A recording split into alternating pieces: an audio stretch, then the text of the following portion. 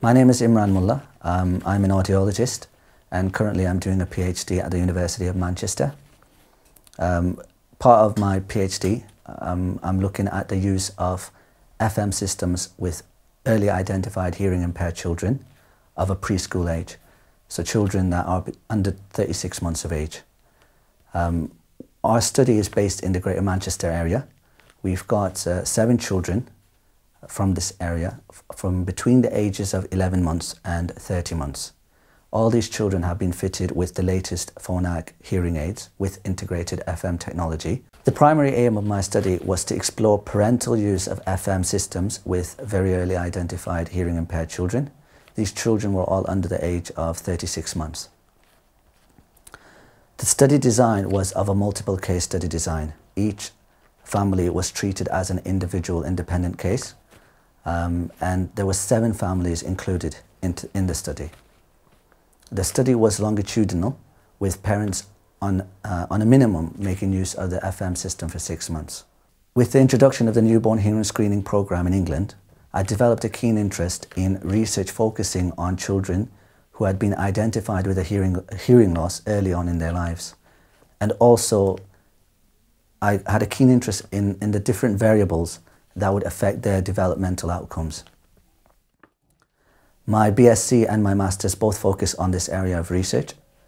And on my PhD topic, my current supervisor, who was also my personal tutor at the time, Dr. Wendy McCracken, introduced me to the idea of FM use with preschool children.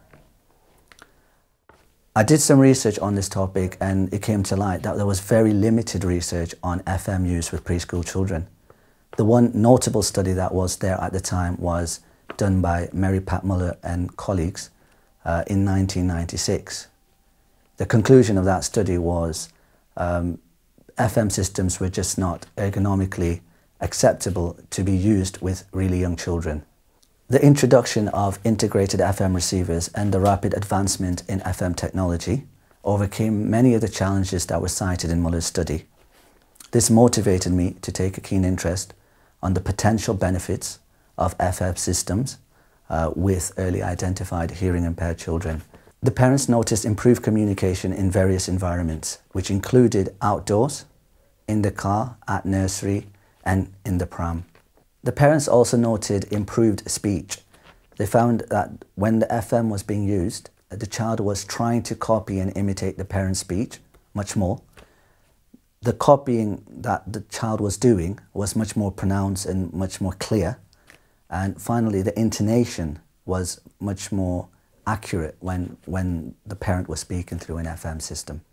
All parents who participated in the study found the use of the FM transmitter very easy, and they compared it to using a mobile phone. The majority of the parents were also able to make use of the extended features on the FM transmitter. In terms of basic daily management, the parents cited it was quite simple. All they had to do was ensure they charged the transmitter the night previous. In the morning, they would make sure that the microphone was in the right position, and for this sometimes they would make use of the sound check feature. Apart from this, they would every now and then use a stethoscope to do subjective testing on whether the FM was transmitting the sound directly to the hearing aid or not. My recommendation would be to give every single hearing aided child and their family the best possible communication technology that could help them improve their listening environment.